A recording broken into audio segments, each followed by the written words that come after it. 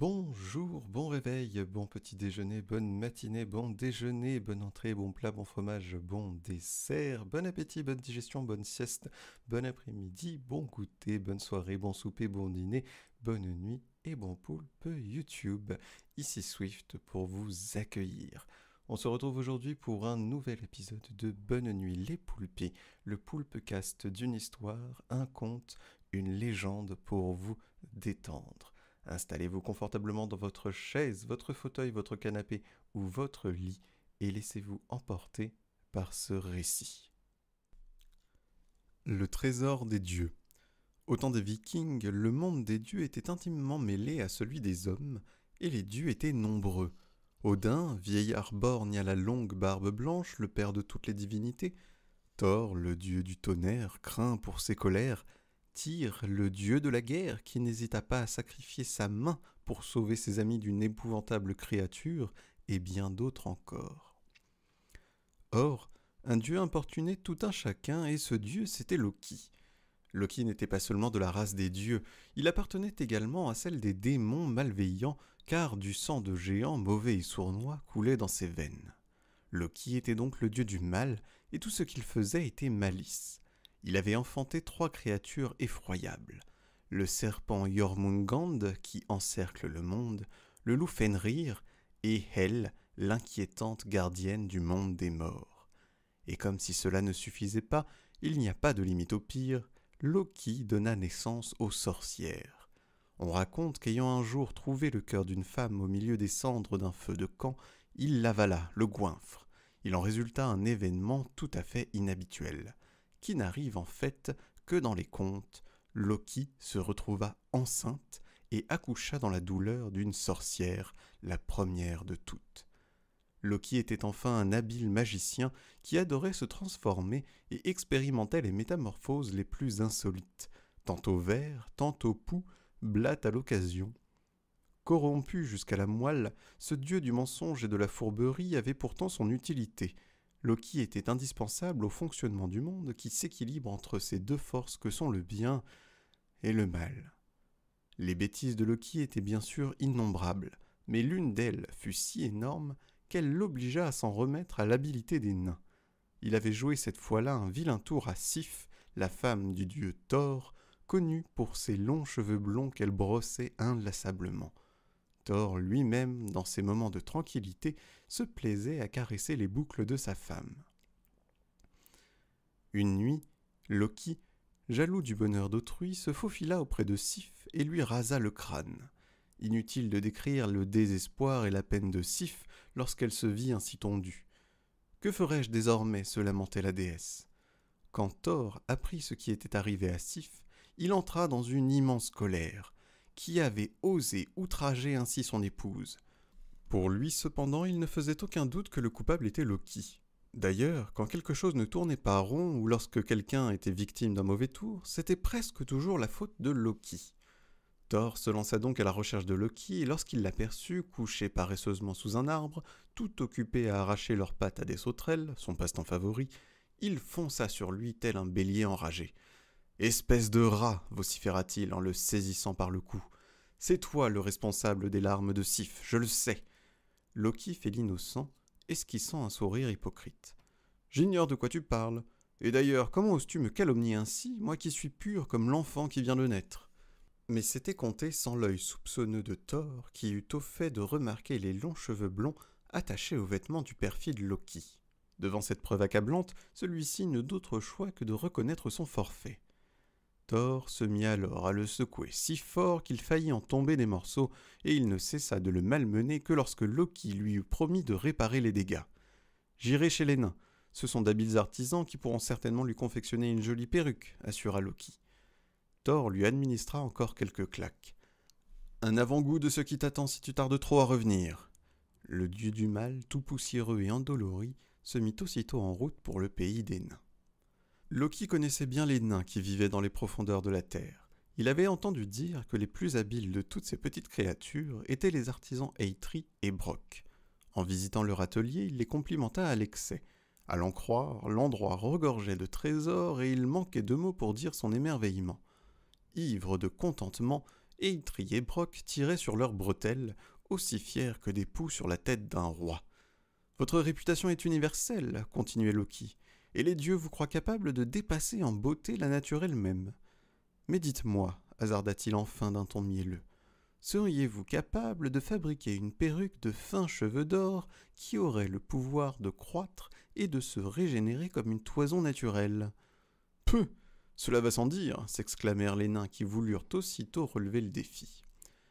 Ils se mirent à l'ouvrage, chauffant de l'or dans un four en prononçant de temps à autre une formule magique.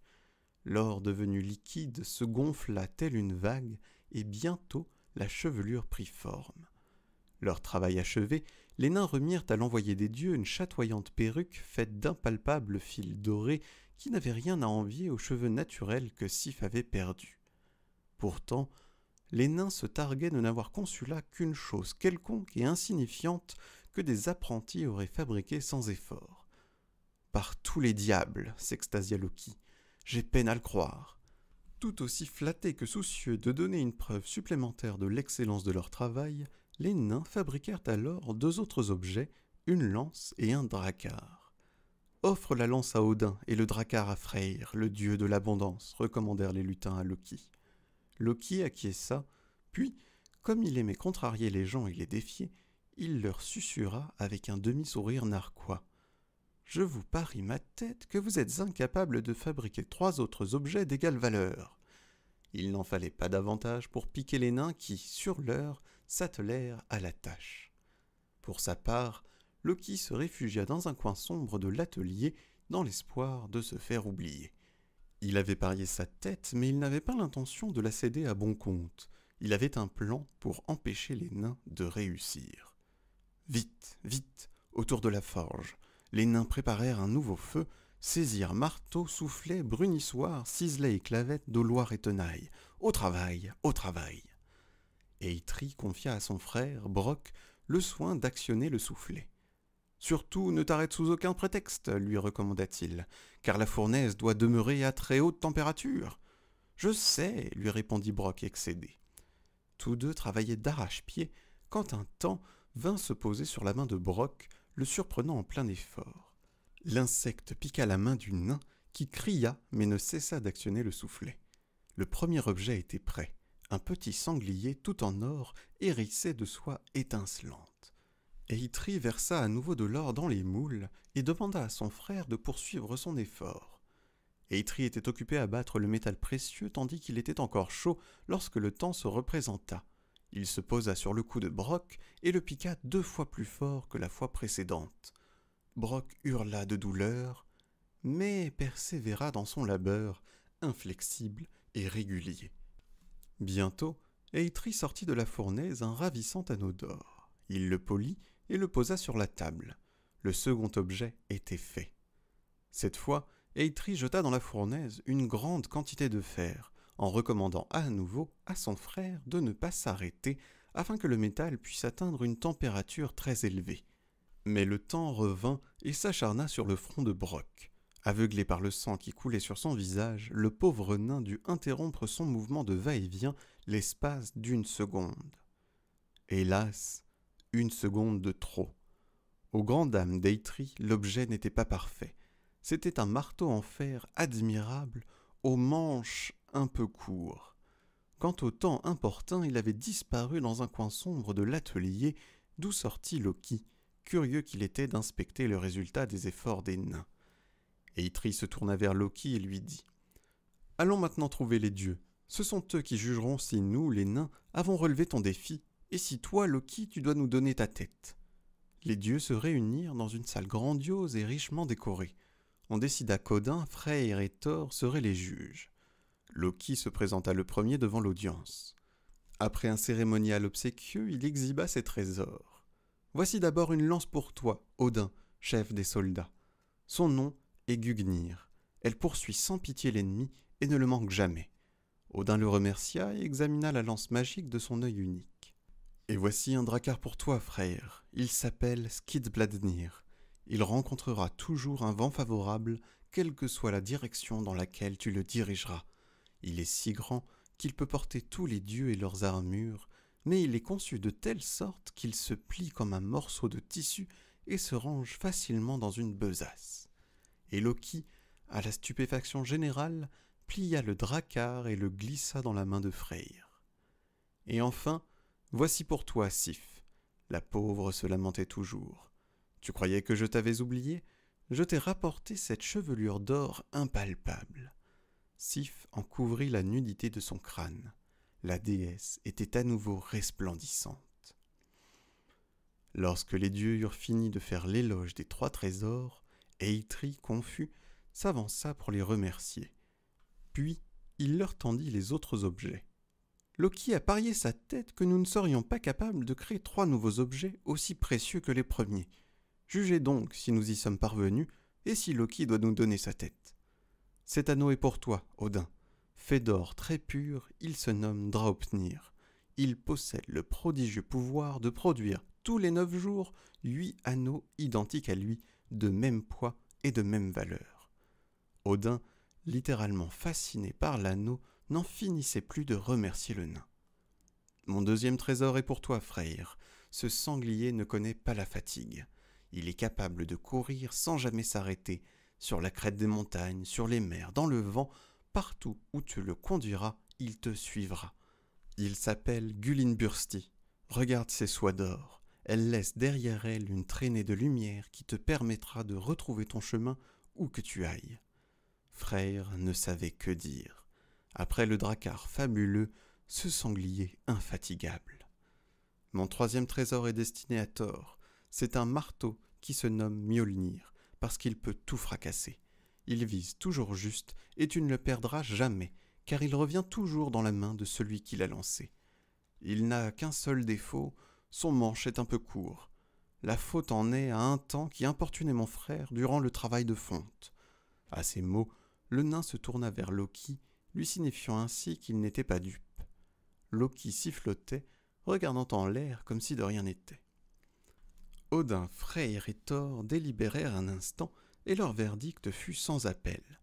Tous les trésors étaient infiniment précieux, mais le plus inestimable était sans aucun doute le marteau Mjolnir, essentiel pour la défense des dieux et pour la lutte contre les géants. Les nains avaient gagné leur pari, et Eitri pouvait exiger en leur nom la tête de Loki. « À quoi ma tête pourrait-elle bien servir ?» protesta Loki. « Acceptez plutôt son poids en or, et même le double, ou le triple si vous le désirez. » Ce fut au tour d'Eitri d'afficher un sourire narquois. « Il n'en est pas question. La tête, un point, c'est tout. » Loki comprit qu'il était inutile de discuter. Toutefois, il ne s'était pas soumis au jugement des dieux sans avoir pris ses précautions. Il avait chaussé des bottes lui permettant de courir à une vitesse prodigieuse, aussi bien sur l'eau que dans le ciel. « Si tu veux ma tête, nain misérable, tu n'as qu'à venir la chercher. » Quand le nain tendit la main pour l'attraper, Loki était déjà loin. Eitri protesta auprès des dieux. Thor le rassura, il était prévoyant et connaissait bien Loki. Aussi était-il resté sur ses gardes. Il s'éclipsa et revint bientôt dans la grande salle, traînant derrière lui Loki solidement enchaîné. Le nain s'avança vers Loki avec un surin d'argent à la main. « Soit, ma tête t'appartient, grogna celui-ci. Mais attention, la tête seulement. Tu n'as pas le droit de me prendre la moindre partie du cou. Mon cou doit rester intact, sinon, gare. » Comment couper une tête sans abîmer le cou ? Eitri n'était pas moins ingénieux que Loki. Voyant que l'entreprise était impossible, il regarda le dieu du mal droit dans les yeux et lui dit « Puisque tu reconnais qu'au moins ta tête m'appartient, je puis donc en faire ce que je veux. Je vais te coudre la bouche. Ainsi, les dieux et moi aurons le plaisir de ne plus entendre tes paroles arrogantes, et toi, tu garderas ton cou intact. » Et les dieux riaient et riaient, tandis qu'Eitri, au nom de tous les nains de la terre, cousait la bouche de Loki le malveillant. La corde de cuir avec laquelle le nain cousit la bouche de Loki avait une particularité. On ne pouvait ni la couper, ni la découdre. Pour s'en délivrer, Loki dut l'arracher, et avec elle ses lèvres.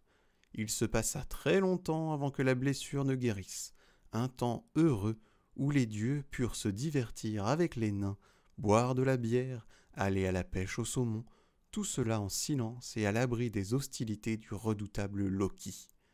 Chut, chut, mon conte est fini. J'espère que vous aurez apprécié cette histoire. Elle est tirée des contes et légendes Les Vikings de Lars Haraldsson aux éditions Nathan.